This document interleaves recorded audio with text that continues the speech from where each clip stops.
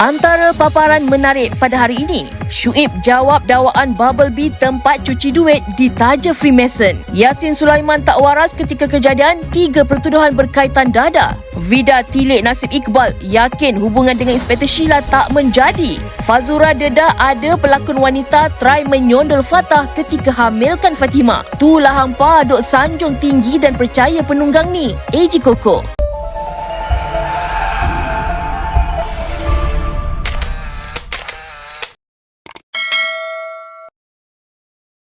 Salah seorang ahli kumpulan muzik hujan, AG Koko, hari ini telah mencuri perhatian ramai, terutamanya netizen media sosial Twitter apabila dia ada memuat naik ciapan berbau sindiran.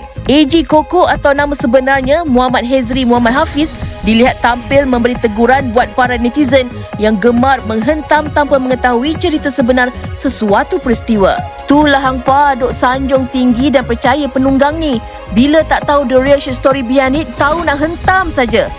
Tak kena batang hidup manalah nak tahu kan? Suka sangat menaim. Astaghfirullahalazim, kata AG Koko. Menjengah ke ruangan komen, rata-rata pengikut gitaris kumpulan hujan itu tertanya-tanya kepada siapa status itu ditujukan.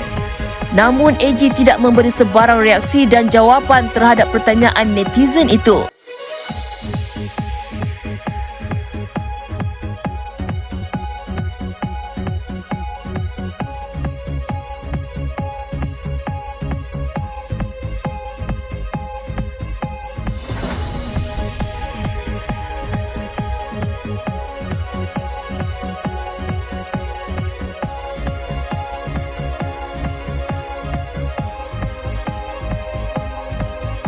Pelakon dan usahawan jelita Nur Fazura berkongsi pengalaman berhadapan dengan insiden pelakon wanita yang cuba untuk mendekati suami kesayangan Fatah Amin ketika berada di set penggambaran. Kongsi Fazura, dia bersyukur dirinya bukan seorang yang kuat cemburu dan Fatah pula tidak melayan godaan pelakon wanita itu. Katanya lagi, dia tidak pernah berbincang mengenai isu itu kerana mempercayai suaminya 100%. Faz seorang yang tak jealous sebab saya percaya suami saya. Alhamdulillah, Fatah suami yang baik. Memang ada insiden sebelum-sebelum ni ada orang pernah mencuba-cuba mendekati Fatah. Tapi saya tak tanya pun kat Fatah, kata Fazura kepada wartawan. Ujar pelakon filem Pisau Cukur ini, perkara tersebut disampaikan sendiri oleh kru penggambaran dan dia bersyukur Fatah tidak terperangkap dengan godaan aktris tersebut. Ada satu insiden tu masa dekat premier filem pun. Masa tu Faz tengah pregnant. Pernah ada cubaan itu dan disaksikan oleh keluarga Faz sendiri. Tapi saya cool saja, saya takkan serang my husband sebab it takes two to tango. Ujarnya lagi kepada wartawan. Terdahulu, Fazura memaklumkan bahawa dia dan Fatah sudah bersedia untuk menimang cahaya mata kedua jika itu yang terbaik untuk keluarga kecil mereka. Pelakon-pelakon wanita tu, Faz seorang yang tak jealous.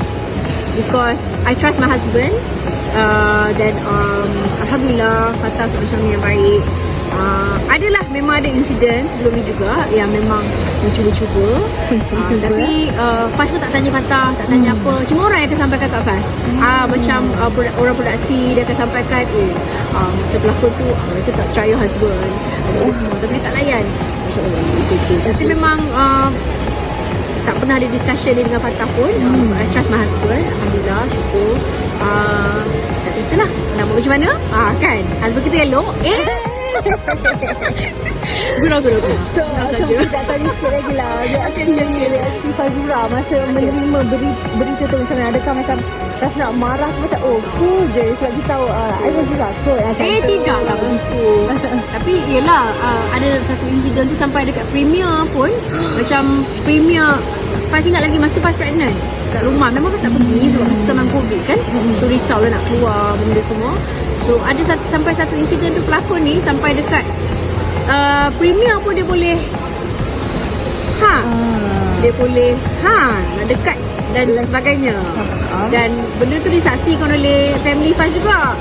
Tapi I'm cool. Faz rasa kalau apa-apa pun Faz takkan nak serang my husband ke apa benda semua, because at the end of the day it takes two to tango kan. So Tiada sekelumit rasa cemburu dalam hati usahawan sensasi Datuk Seri Vida susulan bekas kekasihnya melahirkan hasrat untuk mengenali lebih rapat dengan Inspektor Sheila. Vida atau Hasmiza Osman 52 sebaliknya berkata, Ahmad Iqbal Zulkifli tidak akan bertemu dengan pengganti yang lebih baik dan sehebat berbanding dirinya. Dia tak akan jumpa orang sehebat saya. Sheila belum cukup memiliki kriteria seperti saya. Hanya Iqbal sahaja tahu kelebihan saya, katanya ketika dihubungi wartawan. Dalam pada itu, Vida mendakwa Iqbal hanya mahu menumpang populariti pegawai polis berkenaan, memandangkan kisah mengenai Sheila sedang hangat diperkatakan sejak kebelakangan ini. Vida turut berharap agar bekas pembantu peribadinya itu tidak sewenang-wenangnya mempermainkan hati mana-mana wanita. Saya kenal Iqbal dan hubungan mereka tidak akan menjadi. Tapi saya harap dia tak mainkan hati mana-mana perempuan, ujarnya. Berkongsi mengenai hubungannya dengan Iqbal, mereka sudah lama tidak bersua muka memandangkan masih ada perselisihan faham yang masih belum selesai. Pada Selasa, Iqbal ketika dihubungi oleh wartawan untuk memaklumkan Inspektor Sheila atau Sheila Sharon Stephen Kumar 35 mempunyai ciri-ciri kewanitaan yang membuatkan hatinya tertarik. Kata Iqbal, dia juga kini kesunyian dan tiada kekasih. Jadi tidak salah sekiranya mahu mencuba nasib mencari teman hidup. Pada September 2021, Iqbal pernah memaklumkan bakal mendirikan rumah tangga bersama Vida. Namun hasrat itu tidak kesampaian disebabkan hubungan itu tidak mendapat restu anaknya, iaitu Cik B atau Adeline Zamilin Muhammad Amin 18 tahun.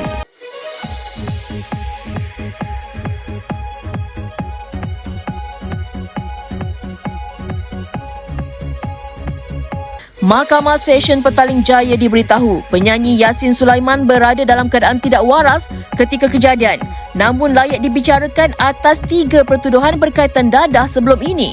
Perkara itu dimaklumkan Timbalan Pendakwa Raya Ahmad Zuhaini Muhammad Amin berdasarkan laporan Sekretari Yasin di hadapan Hakim Nik Nasibah Nik Muhammad pada petang Khamis. Ahmad Zuhaini turut memberitahu mahkamah laporan daripada Hospital Bahagia Tanjung Rambutan Perak itu turut mendapati Yasin mengalami bipolar disorder, iaitu kecelaruan efektif, gangguan mental serta dilaporkan tidak waras semasa kejadian berlaku. Walau bagaimanapun, keadaan mental Yasin bertambah baik dan layak dihadapkan ke mahkamah untuk dibicarakan serta mampu membela diri, katanya. Sehubungan itu, pihak pendakwaan memohon mahkamah memberikan satu tarikh sebutan sebelum perbicaraan diteruskan. Peguam mewakili Yasin iaitu Arif Azami Hussein kemudian memohon mahkamah menetapkan terus tarikh perbicaraan singkat. Hakim Nik Nasima menetapkan 9 Ogos ini bagi sebutan semula kes, manakala 28 dan 29 Ogos ini bagi perbicaraan seterusnya. Pada prosiding bertarikh 8 Mei lalu, Yasin diarahkan menjalani pemeriksaan Hospital Bahagia Tanjung Rambutan selepas hakim membenarkan permohonan pihak pembelaan tertuduh mengikut Seksyen 342 Kanun Tata Cara Jenayah. Tambahnya, pemerhatian juga perlu dibuat untuk memastikan sama ada Yasin layak dibicarakan atas pertuduhan yang dihadapinya. Penyanyi lagu Mimpi Laila itu sebelum ini berdepan dengan 3 pertuduhan, iaitu milikkan dadah berbahaya jenis kanabis seberat 193.7 gram dan didakwa menanam 17 pokok dalam pasu plastik berisi tanah. Manakala pertuduhan ketiga, dia didakwa memberikan dirinya dadah berbahaya jenis 11 Nordelta Nitetrahydrocannabinol 9 carboxylic acid. Saya bukan penjenayah, bukan penjahat, hanya mencari rawatan untuk sakit saya dan kes ini pun tiada mangsa. Hanya saya mangsa undang-undang arkaib, undang-undang lapor yang tidak menepati perkembangan pengetahuan. So, cannabis tempatnya bukan dalam senarai narkotik. Cannabis adalah untuk rawatan dan perubatan. Itu dinyatakan sendiri oleh Dr. Profesor Hussein Habil dari Universiti Malaya yang menjelaskan bahawa cannabis boleh merawat autism, anxiety dan juga bipolar disorder. Saya pesakit bipolar dan telah derita lebih 20 tahun mencari rawatan yang betul, makan ubat hospital, kemudian saya cuba cannabis. Makan ubat hospital ni dia ada side effect dan saya yakin ini adalah rawatan saya yang sebenarnya. So, kita mesti keluarkan cannabis dari senarai narkotik. Usahawan dan pelawak Syuib mendedahkan bahawa dia mendengar terlalu banyak cerita dan cakap-cakap belakang mengenai perniagaan air minuman Bubble Bee miliknya.